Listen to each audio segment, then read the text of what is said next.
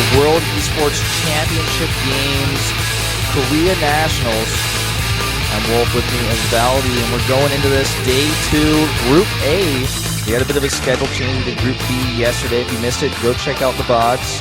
Yeah, and those games are actually really good. I would definitely check out those. Sora, surprising me at least, you were talking about how it's a bit of his tournament because this is kind of where he made his name. He was able to get out of that group in first place, even ahead of Stats and Cure. Cure not giving the best performance there. So yeah, he had a bit of a rough time.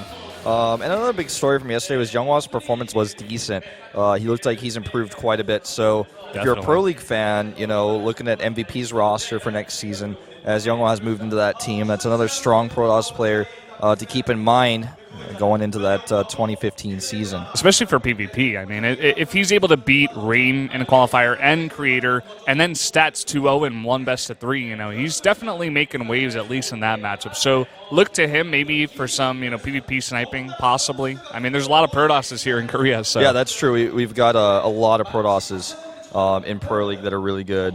Just look at the top players and most wins from last season. You know, disregarding our really good Terrans that we had in there, it was mostly Protoss. Yeah. So today we've got a pretty solid lineup of players. Today I think is our most diverse and unique group out of all the groups we have here in this tournament. We have Hack in this tournament today. He's playing, and we haven't really seen too much of him. I'm curious to see how he's going to do. Yeah, I'm very curious. I didn't actually get a chance to look at how he made it here, like through the qualifiers, exactly who he beat, but we're going to get that on CG before he comes out. So I'm really curious to see how exactly he got here and also how he's going to perform against some of the really good players we got here today. I mean, Parting's here. We got Byung as well, and Dark, a really good ZVP player. Yeah. So Dark, definitely, in my opinion, the favorite to get out of this group in first place. I think he's just really, really solid. He looked really good at the end of last season of Pro League. His ZVP is incredibly good. Really like his style. And obviously he's got a lot of great practice partners in SK2 to train with. As you know, Parting and Rain were really good Protoss Classic. I know Parting and Rain recently announced that they will not re-sign with SK2. But regardless, they're still there, still on the team, and he's had a lot of time to train with them in the past.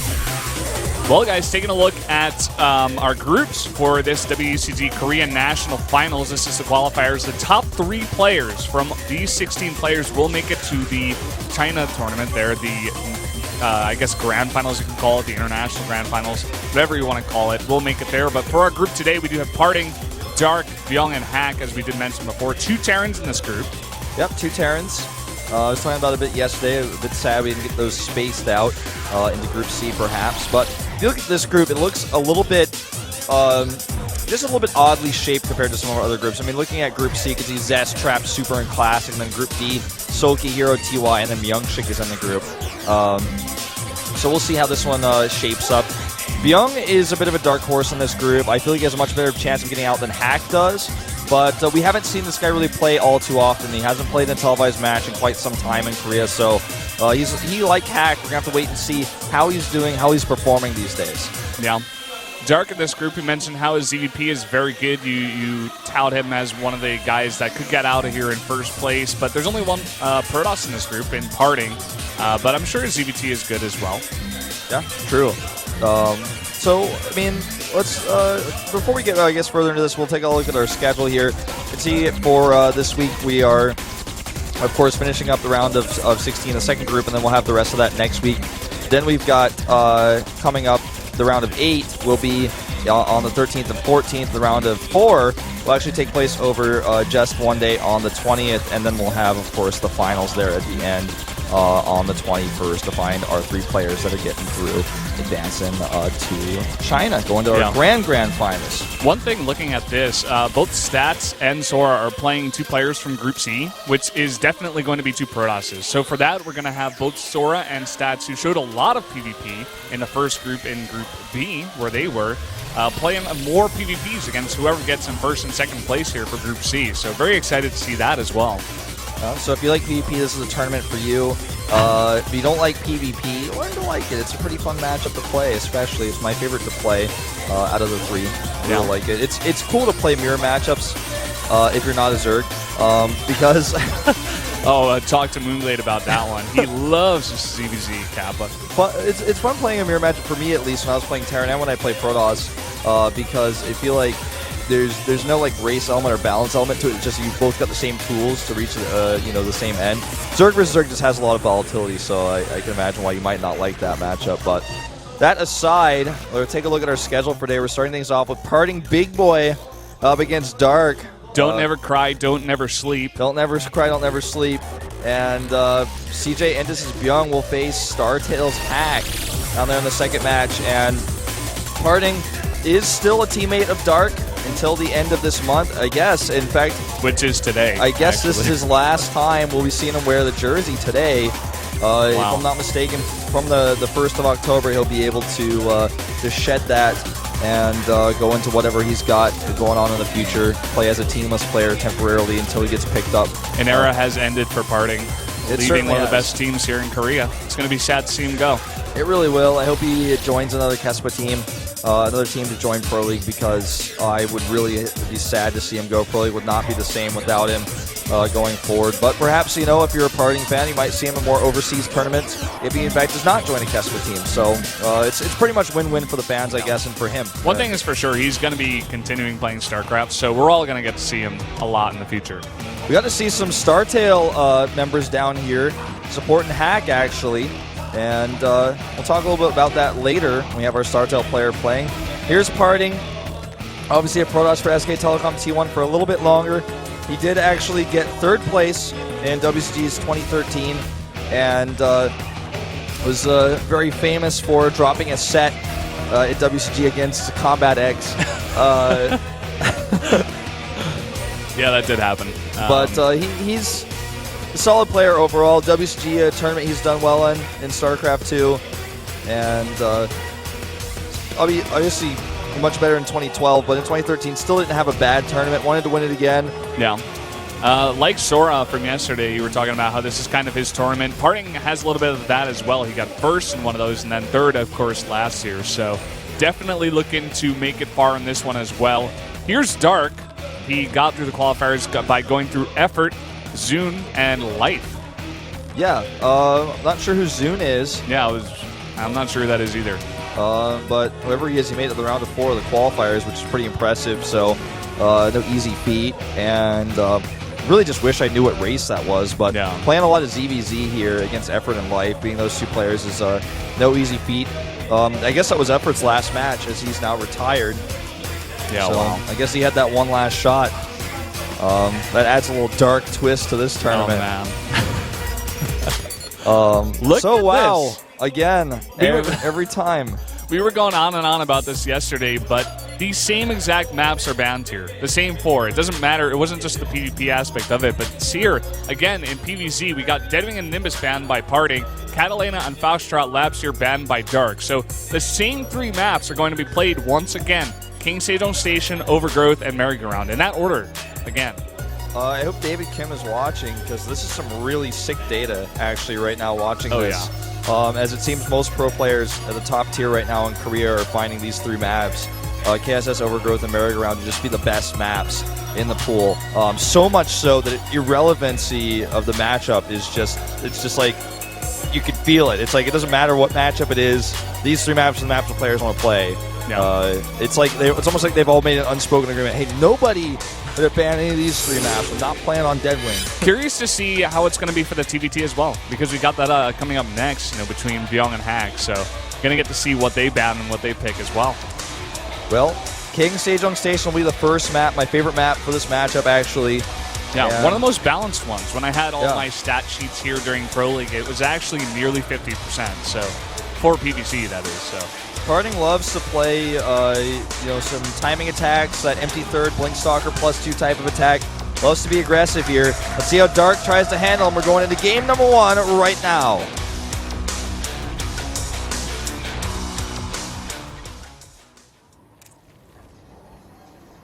Down here in the bottom right in the red, the Protoss player, his name is Parting Big Boy. That's what he goes by nowadays. Just go ahead and check out his Twitter if you want more information about that. Yep, and his opponent over here is Dark.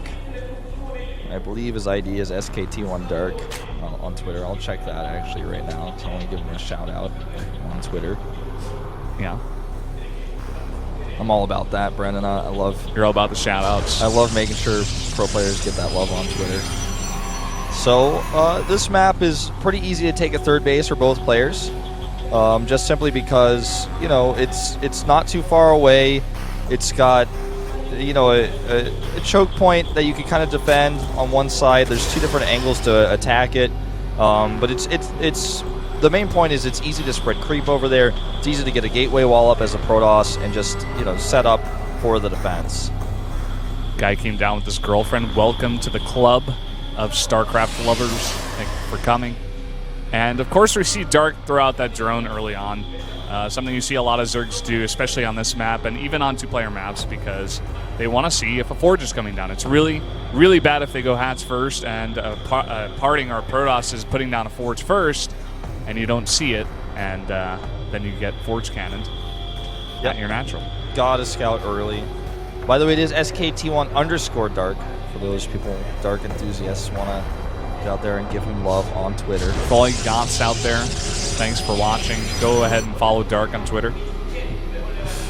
So, this looks like a pretty standard opening. Nothing weird for these 2 players just yet.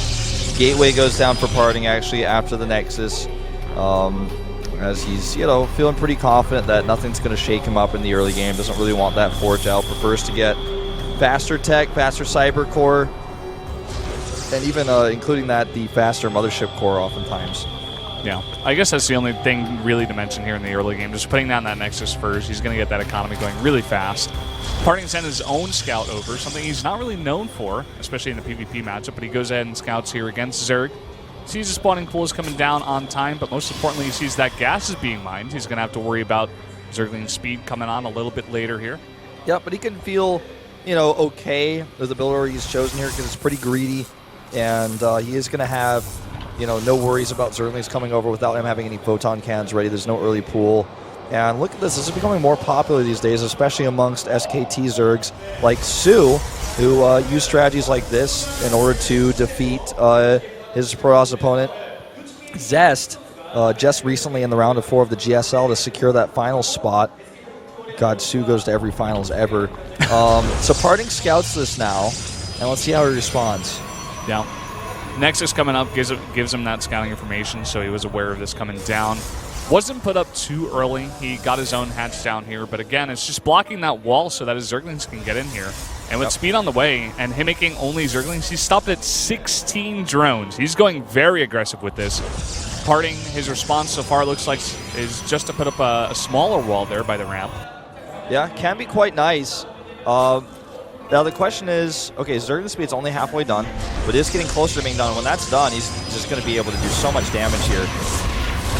The only thing that Party can really do is, pick a pylon there, literally in his mineral line, and have that tight wall with the Zealot. The hatch is going to allow faster rally, and should he kill the hatch, the Broodlings will of course come out. But this Queen is going to give a little bit of extra range damage, and he may actually just be able to break through and kill that cannon. There's only going to be 1 force field on this sentry, and he's going to wait until the last second to use it. Zealot even comes out for a second. There's that force field, keeping that pylon alive. He has to save that pylon, actually, because it's powering those cannons that are going to come down right behind this here. Yep. Zergling's going really aggressive. Parting pulling the probes off the line. He needs to defend this right now. Second sentry comes in, but he doesn't get the force field. He finally gets it there. And speed finished at that exact moment. That was so clutch, that force field there. And now the cannon is finished. It's got that reinforcing pylon, which is also in range of the hatch. Parting is known for actually holding builds like this. He's beaten Lenok holding builds like this. He's beaten his former teammate Life, actually. The very first match that Parting played when he joined SKT, I remember it was the very beginning of WCS in Korea. He was actually able to defeat Life doing a similar build, a Speedling all-in, not a proxy hatch with it, no Cats build, but still. He's really patient in these types of situations, and he looks poised to hold here, man. He's got 3 sentries out now. Great force field, not a single Zergling gets through. This hatch is going to fall, and the force field will actually work against the Broodling, so that's really nice for him here as well. Basically perfectly held here. He lost 1 pylon, maybe a couple of probes, but that's it. And if you look at the drones of Dark here, he's down to 16 still. He hasn't made 1 drone. He's making only Zerglings. Wasn't able to do any damage with the Broodlings and the Zerglings that are pooled up there. And look at this. He's got a natural, but nothing's mining. He's finally making 6 drones, but he is so far behind. Yeah, Parting has such a great economy right now. and it's just going to continue to mine. He's a bit blocked by that pylon. It's actually blocking his close patch a little bit, so that's kind of annoying. But it's a small price to pay for holding this, like you said, basically perfectly. 2 more gates are coming up right now. The +1 is coming up now as well. And that Zealot gets a bit ahead of himself. Really nice to see him spread this creep up here, though. That's going to make it tougher for him to actually move down and make any more buildings. In fact, he's maybe going to get the Zealot. Not quite. Yeah, that's annoying as well, just poking with that queen. See 3 gates as a follow-up here in the +1. He already has that forge. We could definitely see some aggression come out of Parting here. This is actually what I would expect out of Parting. He loves to do this kind of counter-aggression, especially after holding off some kind of cheese like this. Yeah, warp gate research is about to finish, so with these extra gates, he can actually go ahead and start warping in a few Zealots, maybe even a few more sentries, looking at how his minerals are set up right now. Might drop 3 more sentries and then start warping in Zealots after that. Going to go ahead and kill his own cannon here to stop these probes from getting trapped, which is kind of annoying, but he has a reinforcing cannon back there, so it's not the end of the world, and I don't think he really needs to worry anymore with the sentry count the way it is. Yeah, look at that. He's even got this pylon up here now for the complete wall. Yeah. With this many sentries and this many gates as a follow-up, I think he's just going to go for some kind of 6-gate +1 timing here. Just go for a follow-up. But look at this creep. Dark's done a really good job of just making it so annoying to go out here. He's going to have so much mobility right in front of Parting's base. Yeah, and keep in mind that until he has detection, he's not going to be able to take that 3rd base either. Because the creep is too far extended. So that's why he's doing this follow-up with the +1 and all these gates. He has 6, right? Or has he gone up 7? It looks like 7 gates here. And that's a lot of warping potential with the economy he's built here. Look at, he's at 43 to 39 drones right now. He just needs to be careful with counterattacks. He's going to lose this Zealot, has to warp in another one. But he has 2 cannons up at home. And with the defensive warp-ins possible and recalls, I don't think he needs to worry too much about that. Yeah, and look at where that probe is. It's right next to that army, following right behind it. That probe is so important. He needs to get the forward warp-in points here, or else this attack is going to be so much weaker. Yeah, absolutely, you're so right. And I mean, these Zerglings are trying to delay until the roaches come out. Because he's identified, nice forces there. He's identified that there's no stalkers with this army, so he wants to make as many roaches as possible, try to target down those sentries. And obviously he can kite against the Zealots pretty well. No spines just yet. Something he may want to consider making, but I think it's a bit too late. I mean, if he was going to make them, he should have started them earlier. Now he's going to have to rely on units alone. Ton of Zerglings coming out here. He's completely gasless right now. And this is looking like a terrible position right now for Dark, because all he has to do is get up to the top of that ramp, force all the units out. And he's just leapfrogging these pylons forward. Yep, he's going to make one right there. We don't see any target on that probe, but it's totally safe. And look at those force fields, those roaches on the outside, not getting much damage at all. And don't forget, he's got +1 with this, so his Zealots are crushing the Zerglings. The Stalkers are making easy work of those roaches as well with that +1. They do bonus damage to armor. He just had exactly what he needed. Didn't need the Stalkers till the last second. Spent all of his money on sentries because they're going to be defensive first. Then also, you always want your sentries first because they're going to build energy. GG. They're going to build energy, and by the time you hit that push, they have so much energy to work with. This is Parting Big Boy. Man. Parting Big Boy comes through. He makes the force field donuts. Doesn't care about anything as he crushes your face. This is how Parting probably planned on winning the game anyways, but it was much easier because he just had an incredible hold. Yeah. That's such a hard build to stop. Just ask Zest. We saw a very similar build used by Sue in numerous occasions. We've seen Cats do this all the time on his live stream. And it's a type of build that's becoming a little bit more popular in SKT. I hope if we see Sulky play a bit more StarCraft 2 coming up here, maybe he'll start putting that build in as well. The thing is, like, people would say that Zest, just based on results, he's a better player overall than Parting, but if I were to put Parting and Zest in that same situation, Parting holds that build a lot better. And we saw it there. He held it perfectly. Yeah. I'm telling you, man, Parting is so good at defending these builds. I think it was WCS 2013, Season 1, the first group. I think it was Parting, Life, Creator.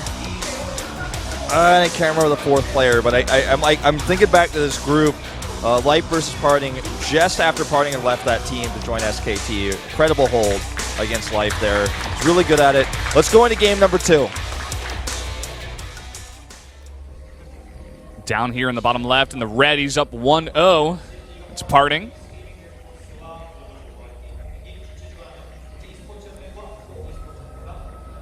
Such a fast player.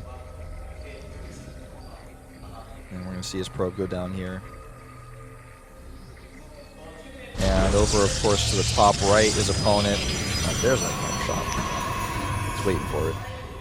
It's Dark, the project player of Slayer's Boxer, they called him. He was on Slayers for a while.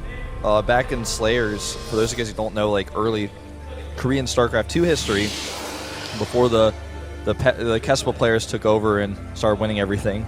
Back in the day, we had a team called Slayers that Slayer's Boxer himself formed, and he formed the team off of some existing talents in StarCraft 2 in Korea, but he also had a lot of tryouts and a lot of tournaments where you could actually show up and try to prove your worth, and players like Brown and Alicia and Dark really made their start from that. So Dark was one of these players on SKT that after Slayers disbanded, he joined, trained with Boxer. As Boxer was, coaching and working really closely with SKT. Everyone's saying this guy. Everyone in Korea was saying this guy's got great potential. He's going to do great things. And finally, we're really starting to see that.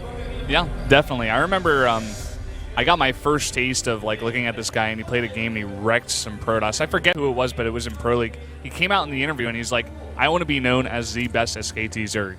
I want to be that guy." Yeah. And he's trying his best. He's slowly making a name for himself, and especially if he can get out of this group, it would be great for him and his career. Look at that pylon read here by Parting. He's like, "I'm not sure. You're hiding a drone somewhere to make a hatch. I don't know if you get a drone coming down right now. I'm just going to make this and cancel it. It's going to cost me 25 minerals just to make sure you don't get that hatch first if that's what you're doing." And so that way, at least, even though he went for this this forge opening, in case the hatch got started, he could at least delay that, start the Nexus at home before he gets his cannon up and his gate. So a good opening here. We have a rushed speed. This is a really fast ruling speed coming out from Dark, hyper fast. Yeah, and I'm not so sure about this. I mean, he didn't scout at all. We did see the forts come down, and it didn't really do anything. It just allowed Parting to get a little bit slower of a Nexus here. But again, if you look at Dark's build, he gets his speed and the early Zergling speed and all these Zerglings, but they're not really going to do much. We already see Parting has a wall down. This hatchery is so late compared to hatch first, and I don't know. It's just not looking good for Dark here in the early game. I'm really curious as to what Dark's got planned for this speed, because, when you have Zergling speed early on and the Protoss has a tight wall set up at his natural, just think about Zerglings in a box. Whether they have speed or not, they're not going to be able to accomplish a whole lot. Because when you have Zergling speed on the map, yeah, you can go chase probes, for example, like this one. You can try to find hidden pylons on the map, try to find some sort of weird tech. But if there's no tech to find, then speed becomes a useless upgrade to rush. When you have it out early against someone who takes a fast third, or someone who's trying to put a lot of pressure on early, someone who goes gate nexus, core type build, it's really nice to have that flexibility, that speed.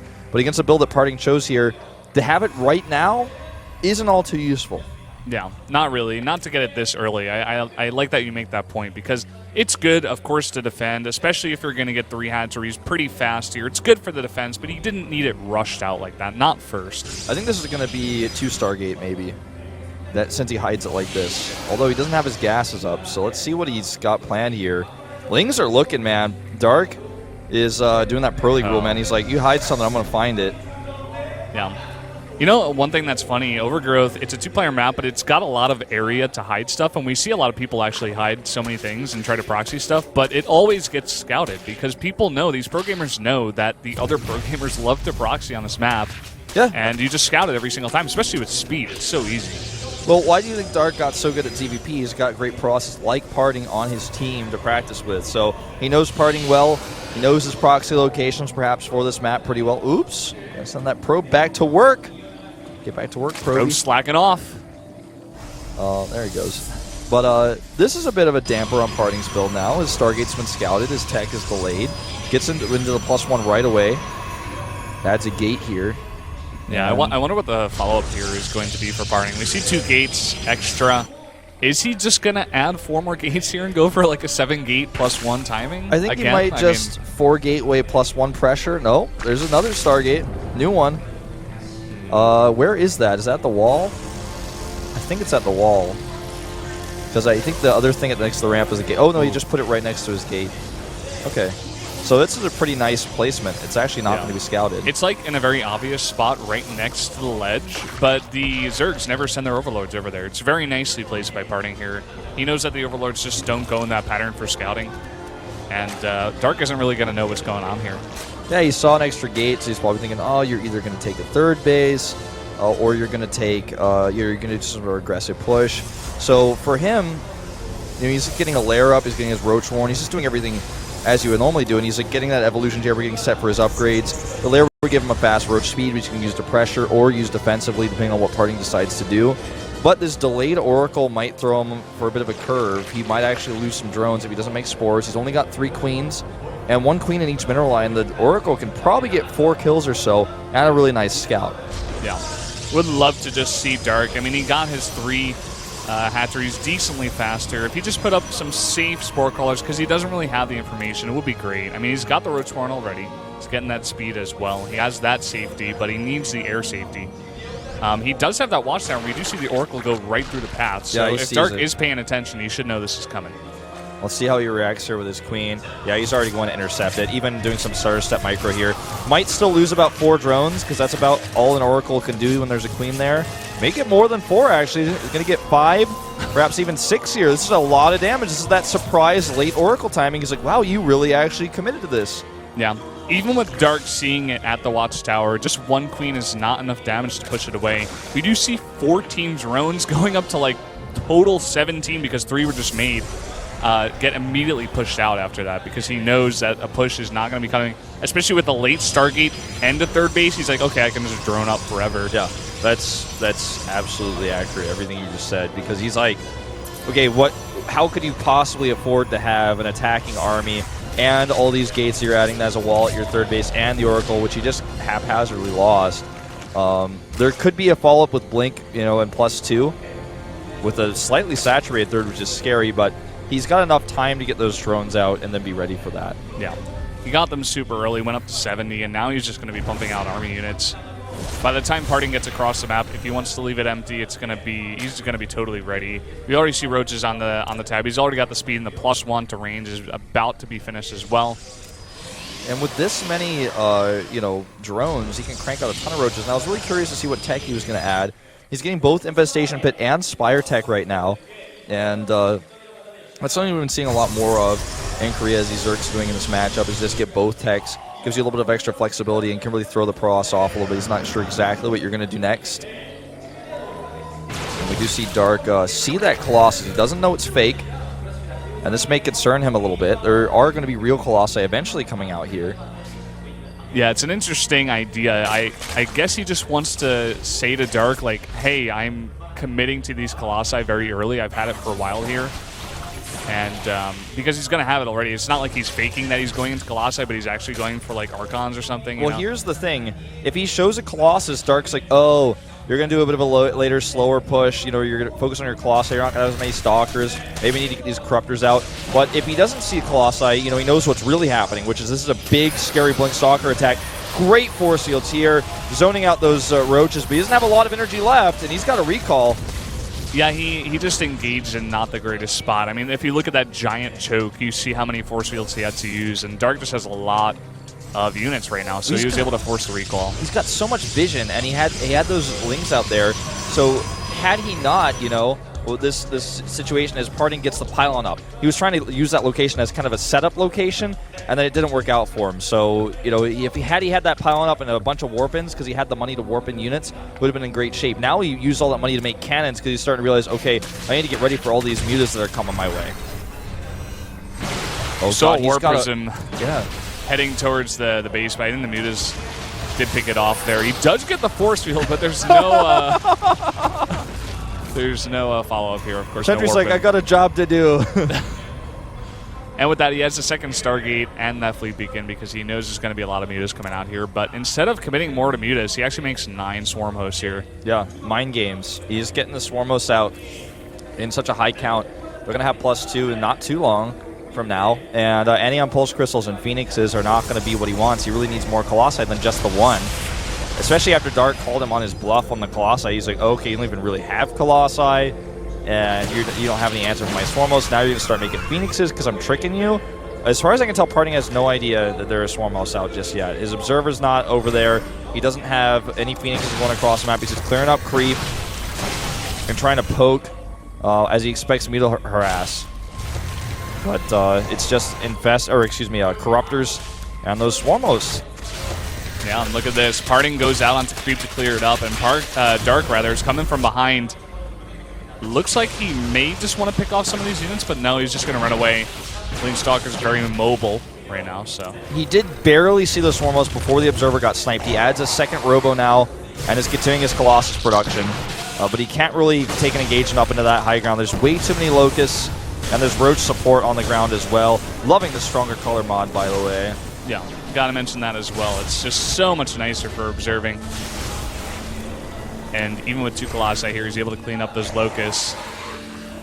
Well, Hive is on the way. Things are looking pretty good for Dark here. He's also going for a big counterattack right now. This is going to force a recall on this Protoss army.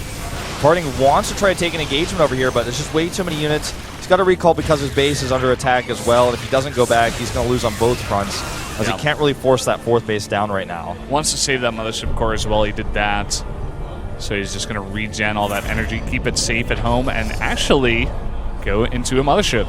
Yeah, he had to cancel his first one as he was targeted down there for a second. That cost him a lot of money. No cheap thing to cancel a Mothership. Yeah. Big blink forward there. Parting losing, looks like a couple of his Stalkers. This is where Parting is not as at home as a player like Zest, say, or Classic, or even Stats. He oftentimes just plays tempo-oriented styles where he gets so ahead of his Zerg opponent, they can end them with a timing attack, or he basically does whatever he wants. He's so flexible because he gets an early lead. But in this particular game, he's kind of been on the back foot because Dark has really tricked him here. Even going to lose a Colossus for free here. Yeah, free Colossus, and there's nothing guarding this front door here against all those Locusts. The Swarm hosts are so close to his front door right now. This is not Parting's arena. This is not, the style that he's as comfortable playing with as he is that tempo style I was talking about before. So let's see how he handles it. He gets a really fast Mothership out. So that's going to cloak his units that are actually in quite small supply right now. Look at the army supply. He's pretty low on that. He's trying to get Void Rays out to help deal with those pesky Corruptors so that his Colossi can actually do the work on the Locusts. But look at this. Dark is going for the attack right away before there are a lot of Void Rays out already. The 2 get focused down really quickly. And look at how many Corruptors there are in the air. There are not enough Colossi here. They're going down so fast. Yep, and this means the Roaches are actually doing a lot of damage on the ground. Void Rays are popping out to die here out of this Stargate. And when the next wave of Locust comes in, he can actually just turn around and start picking off some more of these Stalkers. Looks like he's going to go to the 3rd base instead. The Locusts are going to keep this Stalker army back because there's no Colossi deal with the Locusts. Now he's pushing in here. He won't be able to kill the Nexus because it is actually cloaked right now, except the Mothership Core is running away, perhaps fearing those Corruptors. Big warp in there at the 4th base. These Stalkers are a little bit misrallied, I guess. Maybe just trying to get to the cloaking here. Got to really be careful with that Mothership around that many Corruptors here. Notice that Parting's money is getting really high because he lost his core and he hasn't been able to warp in Stalkers. Oh, now one of his Robos is unpowered. If he loses these Robos, that might actually just be game because he just doesn't have any AoE damage without them. Void Rays are never going to deal with Locusts at this high of a count. He's just going to lose this Colossus. And it's starting to look like this game is already over, man. It's looking like it, down to 57 army supply. He's just barely trying to hold here. He does have that 4th base, and he stopped the mining of Dark at his 4th base, but still, the army of Dark is just doing way too much damage right now. Taking out all those Robos. He's coming over here, gonna get that Mothership. It looks like, no, not quite. Enough defense here with the Archon and a lot of those Stalkers here. I mean, basically, Parting knows he has one real resource to use here, and it's a big bank of minerals. That's why he keeps doing these big warp-ins, these big harassments at the 4th base, at the main base. He's trying to see if he can start hitting the infrastructure of Dark to stop Dark's his economy. Oh, look at this little sexy move over here. Oh, I lost the Observer. What a snipe. GG. But, I mean, a nice attempt to figure things out there after he got totally fooled by the Mutalisk. But Dark was just one step ahead there. You can see Parting gives a little bit of a smile. He was totally fooled there. Big risk to do something like this. But Parting was fooled by it, so it paid off.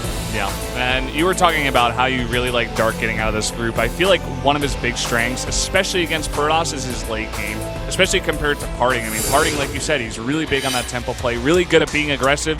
But if it goes past that 20-minute mark, like Hydra-esque, we do see Dark get more and more ahead, just really toying with Parting. Parting was doing a nice job of trying to harass, but Dark was just controlling that game from around the 15-minute mark on, and that's why we saw him win that one. And now we're going to merry-go-round here for the third set. And a bit of a bigger map here, not a 2-player map, 3-player map here. Yeah, a bit of a larger one. And I'm feeling like this map really suits Dark's style more than it suits Parting's. We have seen Immortal pushes work on this map, and I wouldn't be surprised if Parting went for that. Only if Parting went for that. If any other player did, I'd be really surprised. But yeah. I feel like Parting might want to just try to take an early edge in this game to get some sort of aggressive play. Maybe a sentry drop, something like that. I think we could see Robo play out of him on this map. Phoenix's, Oracles, maybe. But I'm feeling like a Robo play or even just 4 gateway pressure, rush out that +1 could be a strong play here. Yeah, he's really got to play to his strengths here, and I really want to see him go aggressive in this map. I don't want to see him wait until the 20-minute mark and try to do some aggression then. All right, set number 3, deciding which one of these players is going to the winner's match here in Group A.